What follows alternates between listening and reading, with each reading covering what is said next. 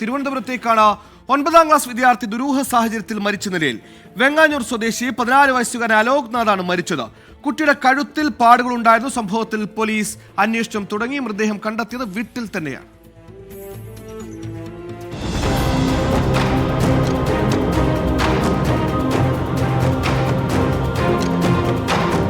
നരുവാമൂട് ചിന്മയ സ്കൂളിലെ 9ാം ക്ലാസ് വിദ്യാർത്ഥിയാണ് അലോക് നാഥ്. ശബരിനാഥ്, അനീഷ ദമ്പതികളുടെ മകനായ അലോകിനെ ഇന്ന് രാവിലെ 7 മണിയോടെയാണ് വീട്ടിലെ 2ാം നിലയിലെ മുറിക്കുള്ളിൽ മരിച്ച നിലയിൽ കണ്ടെത്തിയത്. കട്ടിലിന് താഴെ കിടക്കുന്ന നിലയിലായിരുന്നു മൃതദേഹം. മൃതദേഹത്തിന്റെ കഴുത്തിലും ശരീരഭാഗങ്ങളിലും പാടുകൾ ഉണ്ടായിരുന്നു. രാവിലെ ഞാൻ വന്ന് കണ്ടപ്പോൾ അവിടെ കിടക്കുകയായിരുന്നു, നീല നിറത്തിൽ കിടക്കുകയായിരുന്നു. അത്രയും മാത്രമേ എനിക്കറിയാവൂ. തറയിലാണ് കിടന്നത്.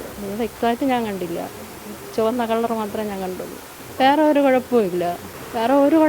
ഇതുവരെ അങ്ങനെ വേറെ ഒരു കുഴപ്പവും ഇല്ലായിരുന്നു. ഇതോടെയാണ് ദുരൂഹത സംശയിച്ച് പോലീസ് അന്വേഷണം ആരംഭിച്ചത്. കുട്ടിയുടെ മാതാവാണ് മൃതദേഹം ആദ്യം കണ്ടത്.